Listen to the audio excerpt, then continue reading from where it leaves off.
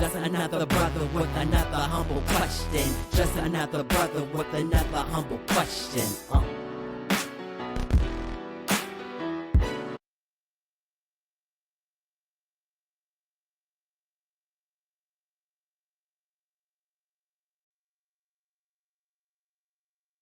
Welcome to another episode of A Brother with Questions. I am your host, B. Period. Man, I appreciate you for joining me. And we're going to dive in, man. There's been a lot of conversation over the last few days about about Stephen A. Smith, man. Stephen A. Smith, he actually did what some would call the unthinkable. He went on Fox News and had something critical to say about a Democrat. They said, "How dare you, sir? How dare you?" But we're going to dive in. Before I get going here, let me not forget to ask you to like and subscribe to the channel. You can also hit the little notification button there. So every time one of these videos drop, you'll know to come check one out. But like, subscribe, and don't forget to comment. But let's dive in. So we're going to watch a few videos. This first one is Stephen A's video where he is showing what he said in an effort to begin to defend himself. So let's check out what he said, or at least what he said on Fox News. Tell you something. As much as people may have been abhorred by Donald Trump's statement weeks ago, talking about how black folks, he's hearing that black folks find him relatable because what he's going through is similar to what black Americans have gone through. He wasn't lying. He was telling the truth. When you see the law enforcement, the court system, and everything else being exercised against him, it is something that black folks throughout this nation can relate to with some of our historic, iconic figures. We've seen that happen throughout society. So no matter what race, what ethnicity. So I'm going to let him finish. But here's what I'll say about that. You know, I'm going to be upfront and honest with you. I really don't buy this black explosion of support for Donald Trump. Okay. I don't see him getting any more of a percentage than he would have gotten the previous time. I get what the polls, what the news is saying and all of that. But I don't see it happening. I see him getting the same basic percentage. Maybe he gets 1 or 2% more. I'll even give him 3. But it's not finna be no 30-40% jump in black support for the Republican Party. I just don't agree with that. As far as what Stephen A. is talking about here, and him relating, or black people relating to him because the justice system is doing him dirty in some people's opinion.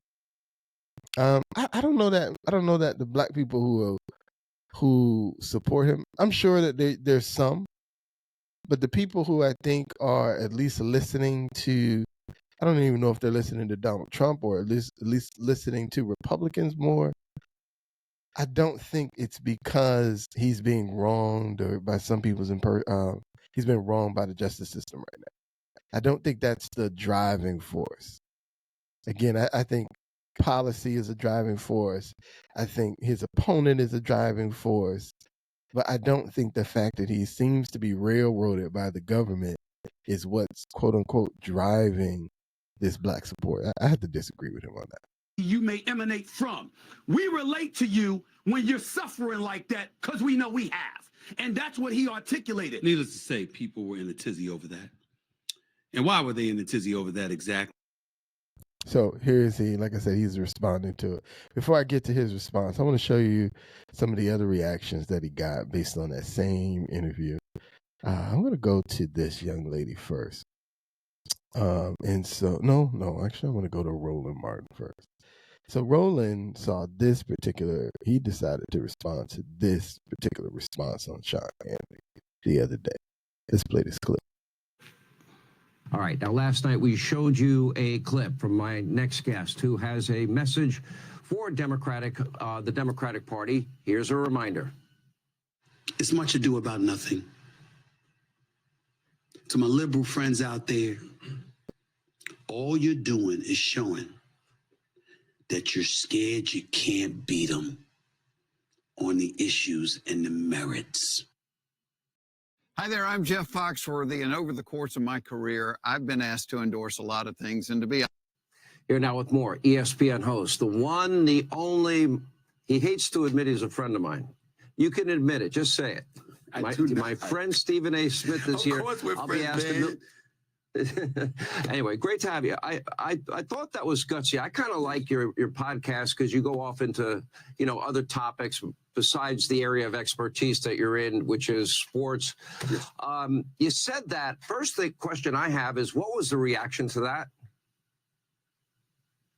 Obviously, I took a lot of heat. A lot of people didn't like the fact that I said it. They wish that I had it. And when I give a damn, I'll let you know. I don't care. I'm going to speak my mind. I'm going to speak what I believe to be true. And when I think about Donald Trump, I think about this case in New York. I mean, I'm looking at the Democrats right now. And again, primarily, I have voted Democrat throughout my life, but I'm utterly disgusted with what I'm seeing because it seems to me that they're trying to use the law in the courts. They've clearly politicized this thing with Donald Trump because they can't come up with a strategy to offset the momentum he's clearly gained. In at least 5 polls, he's up. He's up in the polls over Biden, at least 5 polls that I counted. That's the reality of the situation. Despite the counts against them, the indictments against them, being impeached twice and all of this other stuff, he is the presumptive GOP nominee. And you don't seem to have the issues in your favor, you believe. So because of that, you're going to manipulate the system as best as you possibly can to avoid him possibly running for re-election again. So, little bit of a different clip from the show that Roland's responding to here. But the sentiment is the same. His sentiment is, number one, Donald Trump is being railroaded by Democrats right now. Okay? He has, 91 indictments that he's fighting, right? We saw that he lost his civil trial with the defamation case against E. Jean Carroll. We saw that he lost his civil trial with the state of New York, basically claiming that he committed fraud with his properties. He's in the midst of beginning the trial for the hush money trial, as they're calling it, for allegedly paying off the lady Stormy Daniels, and of course Georgia and down in Georgia, we still got that going on. He hasn't quite come up to his particular court date yet, but they're trying to get him for basically defrauding the election for telling the Georgia state rep at the time to go find him some votes. So clearly the machine, I call it the machine, because I don't think you can get this many cases going on one particular individual that simultaneously without having a machine behind you, right? I get it. It's 2 different states, but clearly both states had the same goal: break them. I mean, it's clear both states had the same goal: break them. I mean, financially, they tried to break them with the E. Jean Carroll. I think their judgment was $84 million.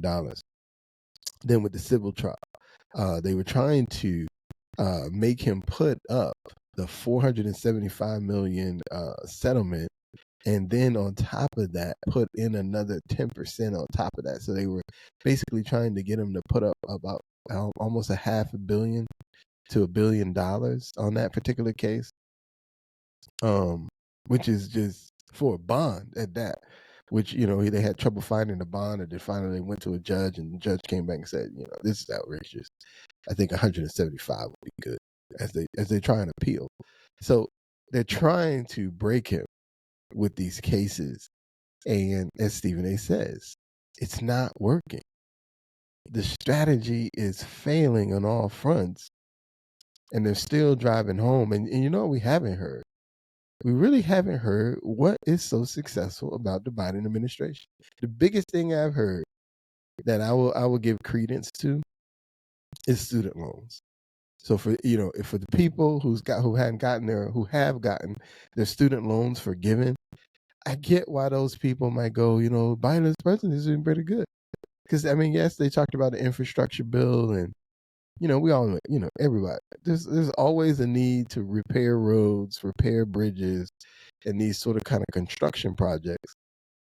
And it seems like, every president, we get some new funding for that. We seem like as states, we always got funding for that. So I'll give you, I can see the benefit in it. I don't necessarily see, if you're not in those industries, right? You benefit on the down end, right? Because you get a better road, so that benefits you. Yeah, I got a better road. but if you're in the industry, you're loving these bills because there's a lot of money coming down the pike through the government. So I get it, but as you'll see, I think people are upset that he had the audacity to compliment him on this particular platform, and ultimately, in their minds anyway, give some sort of pass as to it being okay to like Donald Trump. At least that seems to be the perception. Let's keep listening. Appears to be their strategy, but I'm here to tell you it's not working. It's not working at all. And to be quite honest with you, I don't mind the fact that it's not working, because I might not be a supporter of Donald Trump, but I want him to lose the right way. I want him to lose because you have better ideas and you make your case to the American people better than he does. That's why I want him to lose. I don't want him to lose the way they're trying to make him lose, because I actually think that the case in New York City is pretty weak, if not flat out bogus. Have you remember John Edwards? Have you remember Gary Hart? Have you remembered some of the things that Clinton has gone through? Now we're going to talk about a hush money case that took place while he was running for election in 2016, but he was in office until 2020. And now here you are in 2024, months before another election, that he's the presumptive GOP nominee. And this is what you're trying to do. It's a disgrace. It's weak. It's pathetic. And somebody needs to say it. The Democrats need to come up with a better strategy. We all can have our opinion on something, but what we cannot have are our own facts on something. All right, so I'm going to stop that video there, but if you want to go watch it, he goes through, as you can see, the title of his video, Roland Deconstructs Stephen A. Smith. So he does about 45 minutes going through why he thinks what Stephen A. said is wrong, starting with the fact that in the hush money trial case, as they call it, the former lawyer, Michael, I think it's Albanati, was convicted of essentially the same thing that they are trying to convict Donald Trump of. And so if the lawyer is guilty, right, doesn't that make him guilty? I mean, that's where Roland is going with his argument. And then, of course, the idea that, listen, Stephen, we know you love sports, and we know you're great at sports. You might want to stay off. Well, let's take out. So this right here, Karen Hunter responded to the same clip that Roland responded to, and so I just want to really quickly just gather their first few thoughts about that clip. It's to be their strategy, but I'm here to tell you it's not working. Yeah. Where's the little paid endorsement disclaimer? See there, paid endorsement. Because he said that, now he's got a paid endorsement for Donald Trump. Even though in the clip, you heard him say, I would never vote for Donald Trump. But I do think the Democrats are being pathetic right now because they're trying to push up all these cases to break him, and yet it's not working. I'm gonna just let Karen respond, and then we'll go back. No. 866-801-8255. Lamont King is here. Roderick Morrow is here. On his face, if we're calling strikes and we're calling a football game or basketball game, nothing wrong. For me, though, there's too much at stake. There's too much at stake. So as soon as you give to me space for there to be sympathy for a Donald J. Trump, who is in New York, in Letitia James' case, whatever, like, it's about time. How many people have been hemmed up, audited for things far less than inflating their property value to go get loans? and then had the audacity to go bankrupt 6 times, which is in many ways you're defrauding people of money that you have contracted with them to pay, and then have gone to court and said, I'm not paying you. He's done that 6 times. There's a bad character there that now you're giving nuclear codes, which he had before. Thank God there was I'm not even going to say that, we had to be sat down for a minute, that 2 of those years was like dealing with a pandemic that he tossed out the plan for. Mm-hmm. Too many people died that didn't have to die because the pandemic plan that was left for him, he did not use it. There was not enough. I'm gonna stop right there. So if you go check out the end of this video, she goes on. Karen Hunter believes that if Donald Trump is allowed to become president again, that he is ultimately going to ruin the country, and basically sort of tear up all the things that we've had in place for a number of years. I truly believe, she believes, that Donald Trump will get rid of those things and provide a new platform or a new vision for the country that obviously puts him at center. But so that's kind of where her conversation is going. But getting back to this outrage, because Stephen A. dared to tell the truth. And in telling the truth, I mean, if you go back, you listen to any long conversations with Stephen A. Smith, he has made one thing clear. He thinks Donald Trump as a presidential candidate is a terrible candidate. He would never vote for Donald Trump as a candidate. He admitted that there are some Republicans he might have voted for, but at the top of the list of ones he would not, Donald Trump. So in giving an honest assessment of, number one, where the Democratic Party is right now, an honest assessment about the fact that these cases seem dedicated to destroy his campaign, not that anybody cares, they're meant to destroy his campaign, and the fact that they aren't working,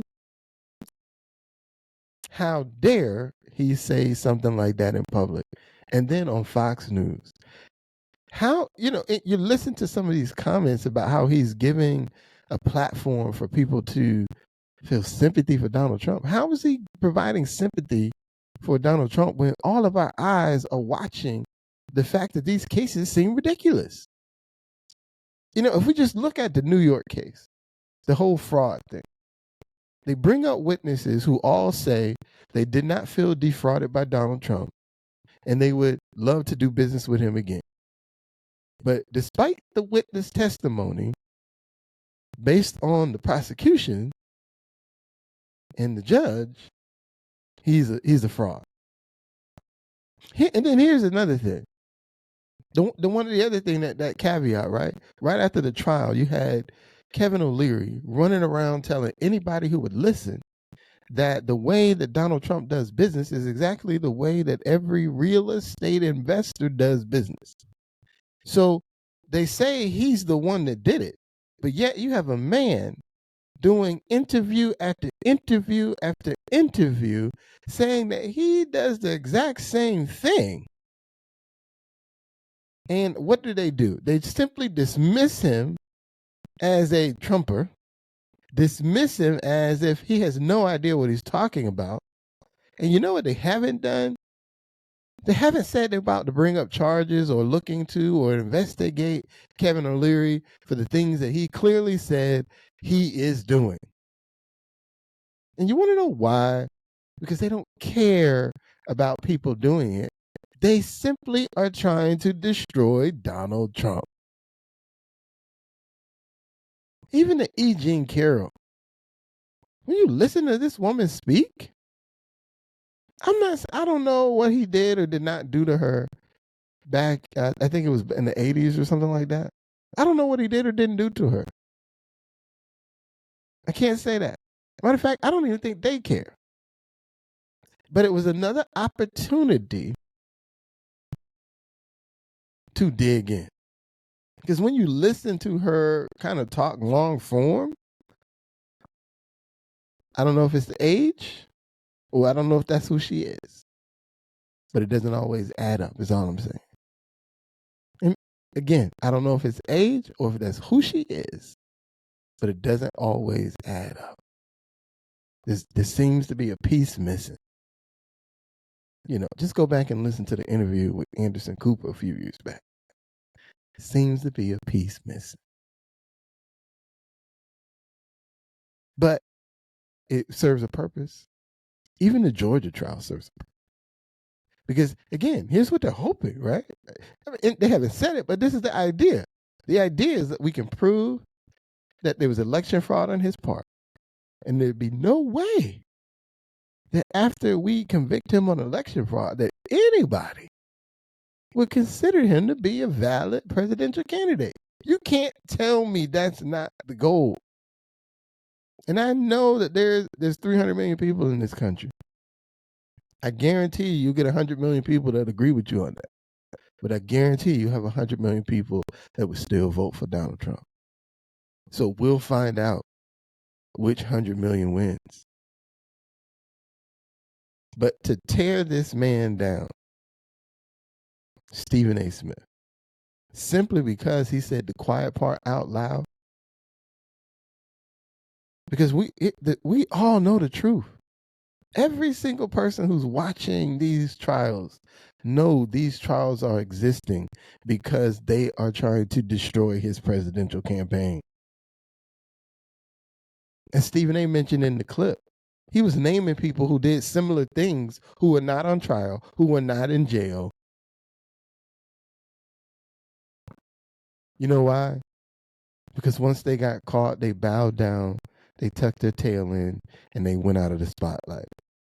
How dare this man demand the spotlight and demand to prove that he can win again after losing? Yes, they're trying to destroy this man. It's obvious. And quite frankly, I think it's obvious too that they don't have a real strategy to beat him. Because if you did, you'd be using it right now. You would not be hoping that these trials come up before November so that you can continue stamping your victories, if you will, when it's clear that your victories aren't stamping out the election. They're only strengthening this man. So I don't know what y'all gonna do, Democrats. But y'all not gonna be able to silence anybody who has a criticism for you. Not gonna be able to send out your attack dogs to quell them, especially when they had their own platform. Because Stephen A. went on ahead and did his own 15-minute interview or 15-minute rant about how y'all trying to shut him up, and he refuses to shut up, and he's gonna continue telling the truth. But when they say black people aren't allowed to criticize the Democratic Party, if them, right? Because there's a whole bunch of guys that are black on the internet, but none of them are Stephen A. Smith. But as you can see, Stephen A. Smith, who is a known Democrat, who is a person who will tell you from the sun to the moon he will never vote for Donald Trump. But simply because he had a criticism of the Democratic Party, because he lives in America, simply because he had the audacity to provide a reason why a black American might sympathize with a Donald Trump and what he's going through in the judicial system. The fact that they wanted to crush him and everything he has to say about what goes on in politics and tell him to stick to basketball and football tells you everything they want you to know about what they think about black folks in the Democratic Party. Shut your mouth. Say what we want you to say. And if you don't, we coming for you. when they've made that obvious, as they have with many people, Stephen A. is just the latest example. My only question is, when we gonna stop shutting up? And on that note, I'm B. Period, and I'm out.